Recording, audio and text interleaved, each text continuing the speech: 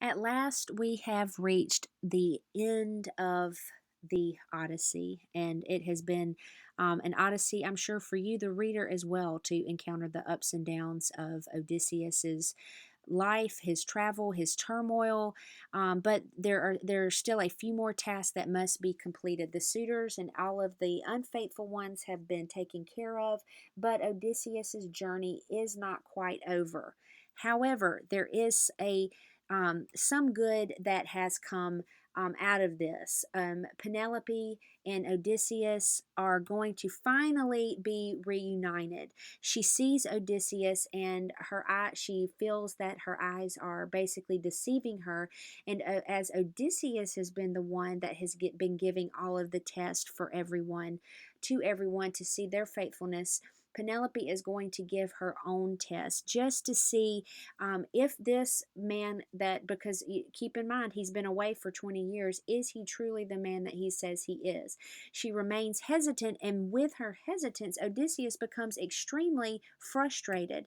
And so, in order just to seal up any doubt that she has in her mind, she decides to test him and ask him. Her test is asking him to order that his bed be brought down. And in doing this, he becomes extremely outraged because he explains to her, I am the man I say I am, because our bed cannot be brought down. Our bed is made into the tree, which is the lifeblood. The No one has been into this room but Odysseus and Penelope, and the bed is made into the tree. There's no way it can be removed, and no one but Odysseus would know this. And so, as he is explaining the story, Penelope realizes that he truly is who he says he is, and finally, they are reunited at last. So it is a much long overdue reuniting. However, after they are finally come back together as husband and wife, we have the end, but not quite just yet. The families of the dead suitors have come to collect the bodies.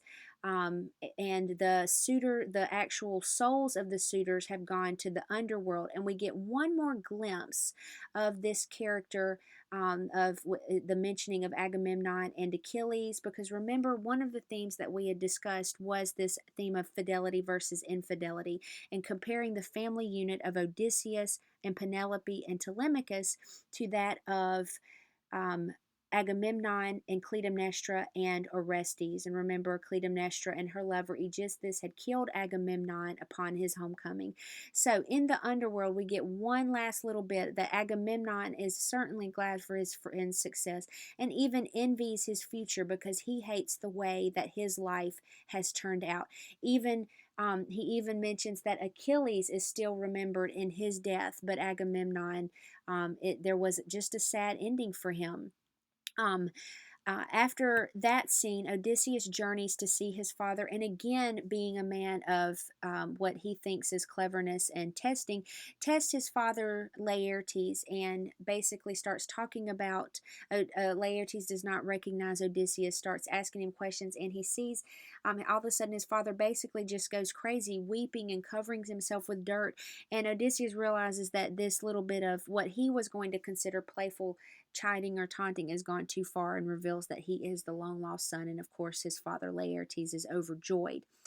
Meanwhile, the suitors' families are outraged because they've come to collect these bodies, and they're ready to wage an all out war. And you go, look, the man has just come home. He fought 10 years of the Trojan War. He wandered aimlessly for another 10 years. Is there no rest for the weary? So, because of that, and Athena, being his patron saint, basically goes to bat for him. She begs Zeus for a peaceful conclusion, and here we see an absolutely perfect example of this Latin phrase Deus ex machina, meaning God from the machines.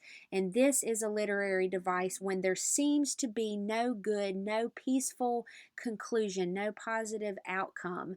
All of a sudden, this simple little tryst of fate um, that Zeus can go in and go, you know what, you're right, I agree, we're going to have this peaceful conclusion and all's well that ends well. And so he certainly does that, and the families of the suitors are calmed down. Odysseus gets to go live out his life, and it truly is the Deus Ex Machina makes the story have an all's well that ends well. One more little aspect of the story is this of the oar, and does the oar is it the moral of the story? One of Tiresias's, you remember the seer that Odysseus had to go see in the underworld. He said, "I want you to go take an oar." And the oar is going to basically, it's the life of the boat. You cannot go without your boat will not go forward without the oar. But I want you to take it so far inland until the people there are going to mistake it for a winnowing fan. And a winnowing fan is a tool that people so far who are inland, who are farmers, are going to separate the different parts of the wheat. An oar would be of no use to someone who is a farmer, just as a winnowing fan would be of no use to a sailor, to someone who sails the seas. So the idea of this being the moral of the story is everything has a different meaning in a different context, and that is truly and surely true for Odysseus. Not everyone who sees this oar is going to see it as an oar, and it can be representative of the struggle that Odysseus has to make his way home. Everything is not always what it seems, and not everyone will see his way or our way across our journey. And so this picture here is of a winnowing fan, and this is what and there, was this just something Tiresias told Odysseus to do? Just, was it just a pointless mission? Not necessarily, because there is a whole lot of symbolism that is tied up into this. So it's a very interesting aspect on Tiresias's part, and as part of Odysseus's one of his last and final missions. When he does this, when he takes care of the suitors, when he does this, he will surely and finally be able to rest at home. And then, just going back over again all of these important themes that we have encountered, the idea of fidelity versus infidelity with the wives. If you're comparing Penelope to Clytemnestra, and or the fidelity and infidelity of just Odysseus himself. He was it truly circumstances that caused him not to be faithful. Was it a necessary evil, contrasted with that of Penelope, who is absolutely faithful? This idea of deception.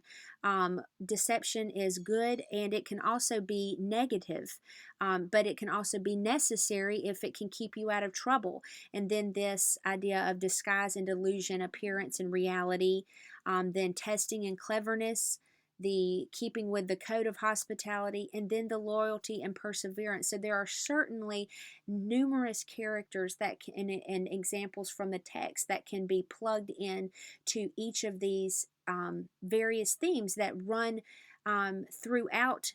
And many of these run throughout the Iliad as well, but they are certainly a recurring themes that Homer uses in the writing of the Odyssey, as well as the other work of the Iliad that he has done. It is something that Homer believes in and does a good job of showing as he reveals his characters to the reader.